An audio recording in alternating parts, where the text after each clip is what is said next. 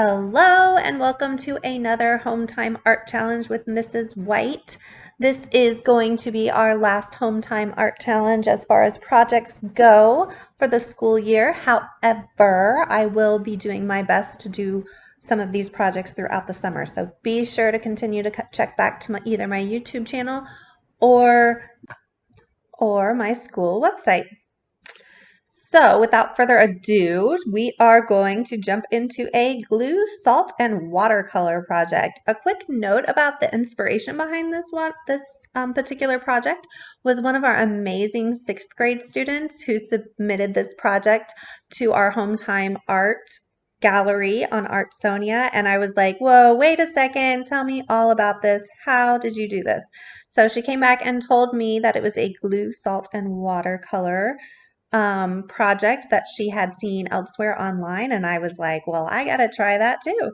So I always say, please upload your stuff to Artsonia so we can be inspired by each other. This is a perfect example of that. You guys, art is meant to be shared, and we always get our ideas from each other as artists. So thank you so much for doing that, and keep it up. So for my project, I am going to do a name sort of drawing subject.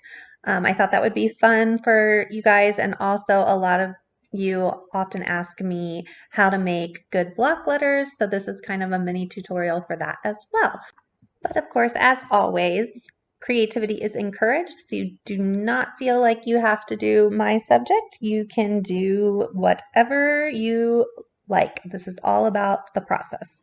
All right, so supplies that you are going to need are cardstock. You can use regular paper for this. It's just going to be better if you have a little bit thicker paper. But if you don't have cardstock, don't let that stop you. Just use regular old printer paper. I chose a black paper just because I wanted to see how that the color popped out from it, that contrast. But you can use any color paper, white included.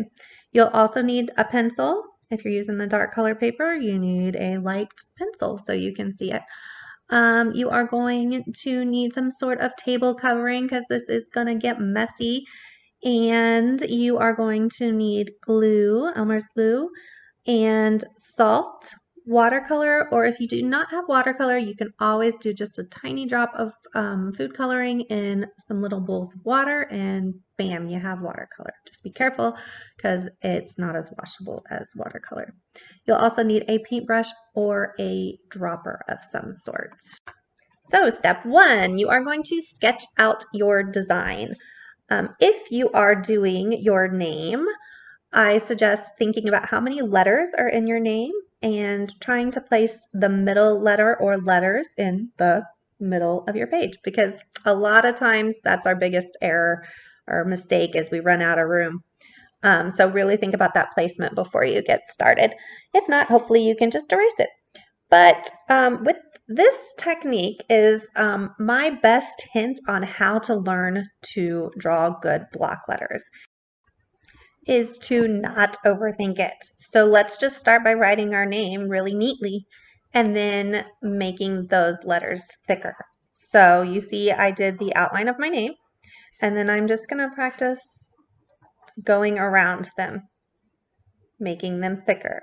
So it's going to leave that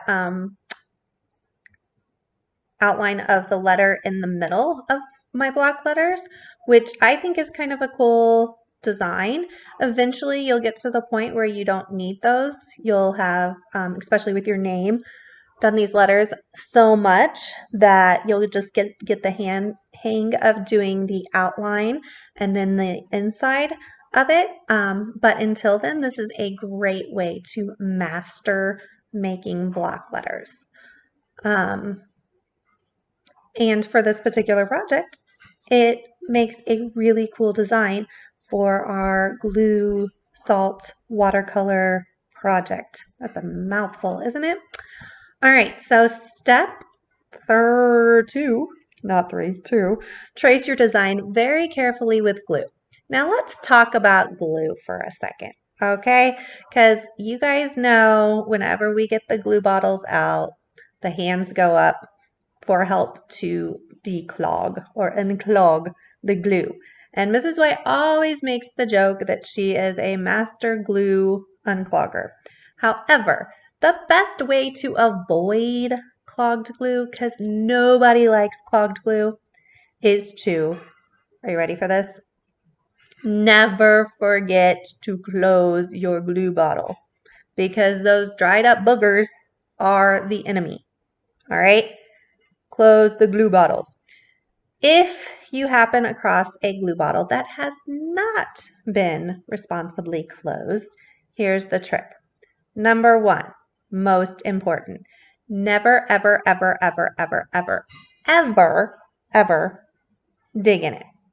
Don't get a paperclip. Don't get a toothpick. Don't take your pencil. Do not take your scissors.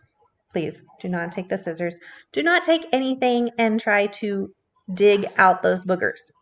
What you are going to do is calmly take a deep breath in and say, it's okay. We all forget to shut our glue sometimes. And you are going to be okay with that. Then you are going to close it and open it again. By doing this, the booger kind of might come out a little bit. Then you can kind of pick that booger. You might have to do this a couple times, squeeze and repeat. Eventually that should help. If it's a stubborn booger, you can always remember that this is washable glue, so you can run it under hot water in the sink, and it should help that. But never, ever, ever, ever, ever dig at it. All right.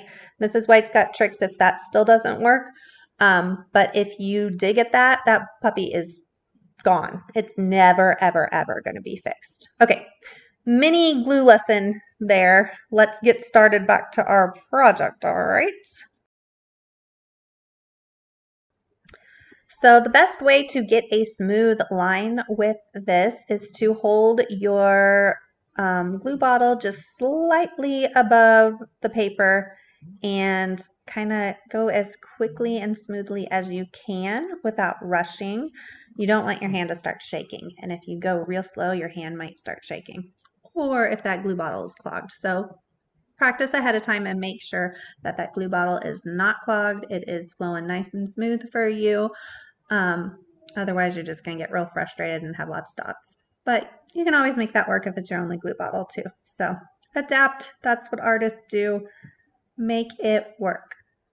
All right, I did go ahead and add some swirls and things around my name. Remember, there's no rules in this. You get creative and you do you. So don't feel like you can only do the first design that you drew. And our next step number 3. We are going to shake that salt over the glue. So I would suggest trying to find a shallow pan, like a baking pan, a cookie sheet or something, just so that you can be extra careful not to make that mess. Because remember, if we want our parents to let us continue to do fun art projects, we need to be respectful of the space and not make crazy messes. So shake that over there. And then dump off the extra just like glitter if you've ever done that. But be careful not to shake it too hard, otherwise your glue could smudge or run. Next step, we are going to add the watercolors. I am having to clean my watercolors a little bit because someone, my daughter, got my yellow a little icky. So always remember to be respectful of those materials. There's another lesson for you. If you have an icky watercolor, all you have to do is get some water in it, wipe it down with a clean paper towel, and bam, good as new. All right, so this part's pretty straightforward. All you're doing is dropping little droplets of the watercolor onto the salted glue. In fact, if you have a dropper of some sort, that would actually probably work better than using a paintbrush. I just kind of dipped it into the watercolor and then let it drip over and over again. So a dropper might make that process go a little bit faster. Just remember that when you are adding that paint, you're not painting it, because then you're going to get glue and salt in your paintbrush and you're going to smudge your design. So it's more of a dribble that paint into the design. Then you are going to let it dry, and it will take a long time. It may curl up on you. Do not be like, oh, it's awesome, but it's curled. No big deal. Just set a big heavy book or something on top of it for an hour or two, and it'll be nice and flat and gorgeous like this one. Also, I would recommend that you go back to our Artsonia page and see if you can find the student who inspired this project. Hers is gorgeous flowers. They look amazing.